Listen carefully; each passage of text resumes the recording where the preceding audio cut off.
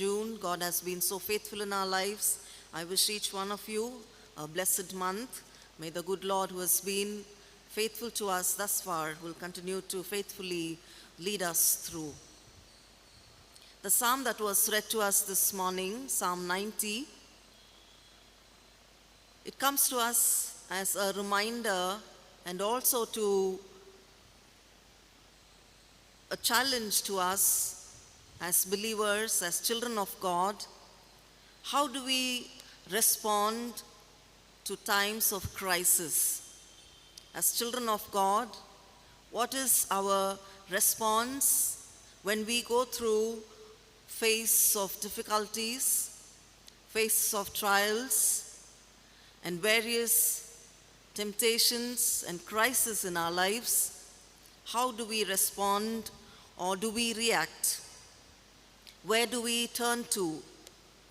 What do we do? These are some of the questions that Psalm 90 poses to every reader. This particular psalm, it's a psalm of Moses, and he writes this because he has experienced who God is in his life. If we recollect the life of Moses at every phase of his life, it was purely his dependency on God that led him. In every phase, right from the time that he was chosen to lead the people, or even before that, from his birth itself, it was a challenge. His bringing up was a challenge. In his infancy. So every phase of Moses' life, we see it is purely the favor of God, the grace of God, the guidance and the leading of God, the protection of God that Moses experienced that has led him to write this beautiful psalm. Many a times we set aside certain portions of the scripture to be read in certain particular occasions. But if we really take time to read, every text of the scripture speaks to us afresh every time that we read. And we understand God's purposes and God's will, the depth of God's love to us. And in that way, Psalm 90 comes to us as a challenge as to how God's children respond to times of crisis.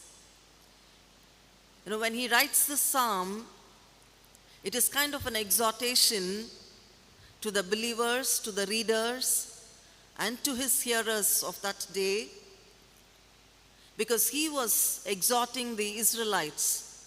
Years later, he could tell very confidently to the people of Israel that it is God who is our ever-abiding shelter, ever-abiding presence, a God who is eternally abiding with us, a God who is our refuge for generations. And that is why the very first verse of this psalm begins by saying, it is God who has been our dwelling place for time eternal, for generations to come. From everlasting to everlasting, God is our dwelling place, our shelter, our refuge. This beautiful hymn, O God, our help in ages past. It was written by Isaac Watts. He based this hymn on this particular psalm. A God who is our refuge for everlasting to everlasting. Moses could confidently pen down these lines because of his experience. If we see in Exodus chapter 14, when they were crossing the river, initially, the people of Israel were all excited to go to a new place, excited to know that they were liberated from the bondage of the Egyptians, and they are no more in bondage. Moses was leading them, They knew they were going to a promised land, the way God promised to them. And so they were, with all excitement, they begin their journey. But as they move forward, when they see the sea in front of them, if we read Exodus chapter 14, we understand how they begin to grumble. They start to complain to Moses, saying, "Why did you have to bring us here?" They forgot to focus on God. They forgot to focus on His faithful leading thus far. A God who led them in the wilderness is continually faithful to lead them even now. Their focus shifts, and hence, when they turn back to see the enemies marching behind them, they were filled with fear. The camp, the Israelites who started with all excitement, they were filled with fear because their focus was shifted, and they start grumbling and complaining to Moses. But we need to see how Moses responds there in that time of crisis. Beautifully, in that particular chapter, we see Moses, he was calm, he was composed because his confidence was in God and no one else. He trusted in God and in nothing else. And that's why he could tell the people of Israel, "Be still and know God is going to fight the battle for you. Be still." Because they were grumbling, they were complaining. They thought their life would have been better off had they stayed back. But they were complaining against Moses, saying, "It is you who brought us here, and now we are here to die." Because their focus shifted. But Moses, confidently, he exhorts the Israelites, "Be still and know. A God who has called us is faithful. He will faithfully lead us through." If we read through that particular chapter, and towards the end, we see the fear of the Israelites who feared the enemies, turned to fear of God. Because when their focus shifts back to God, the fear, the word that is used there is reverence and joy. They were filled with reverence to God and joy in their hearts. And that is what Moses exhorts the people of Israel. And here in this particular psalm, we see the way Moses responds to a crisis situation by turning to God. Moses turned to God, and he sought God as an eternal abiding place. He sought God as an eternal abiding place. You know, many a times as human beings, when we are faced with difficult situations or challenges or crisis, trials in our lives, because as human beings we cannot but have to face all of this. We are not incubated from all that. Just because we worship a living God, it doesn't mean our lives are without trials and troubles. But when we face them, how do we respond? Do we react? Or do we respond by turning to God, asking God for His help and guidance in our lives? You know, many times we run from pillar to post. We run to many people, seeking help in various ways, seeking their counsel. All that is good.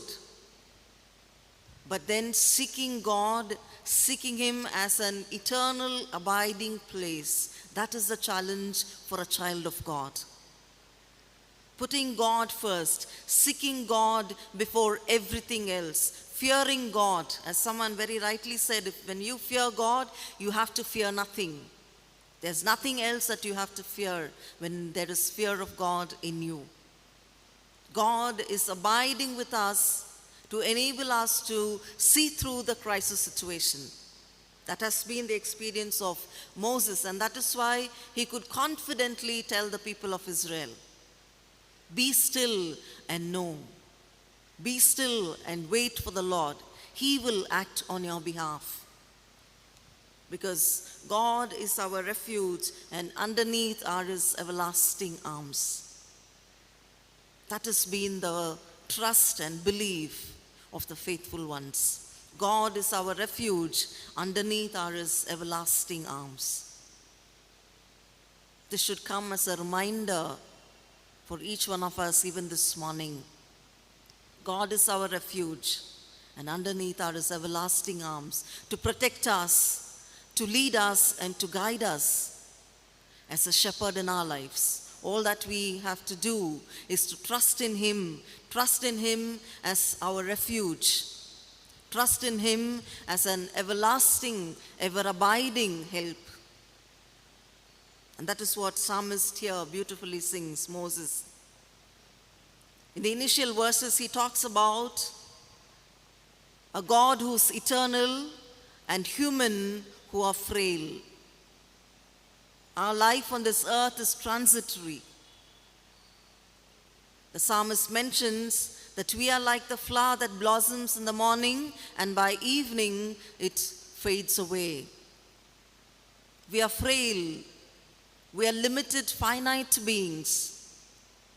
But God, who is eternal, he is infinite, he is omnipotent, all-powerful God, and it is that all-powerful God who is our ever-abiding presence, who is our refuge. And that's why the psalmist says, turn to that God.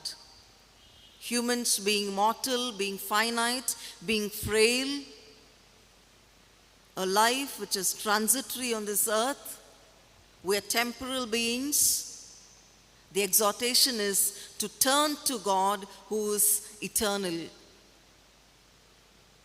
And then he talks about the holy God and how humans are sinful in nature. A God who's the Holy One, and human beings are sinful in nature. This holy God expects holiness from the children of God. It is because of our nature that we tend to turn away. But the word of God comes to us, reminding us to turn to God in holiness, because he is a God who wishes that we as his children live a life of holiness, being set apart for him to fulfill God's purpose in our lives. And then verses 12 onwards of Psalm 90, there are very beautiful, heartwarming, heart-touching prayers. Every verse has a prayer if we see there. Teach us to number our days, O Lord, that we might have a heart of wisdom. Teach us to number our days. Lord, we acknowledge that you are an eternal God, ever-abiding God, a God who's everlasting from generation to generation. You are our refuge. But we as human beings, we are finite. Teach us to number our days, O Lord, that we might have a heart of wisdom. Then he goes on to say, satisfy us in the morning by your grace and your favor. Satisfy us, O Lord, daily depending on God. Because as human beings, we are limited in our capabilities. We by ourselves cannot become what we ought to become. We need to depend on God's grace and his favor. And hence the psalmist says, satisfy us, O Lord, every morning with your grace and your favor. Turn to us, O Lord, with your compassion. Turn to us, O Lord, with your compassion.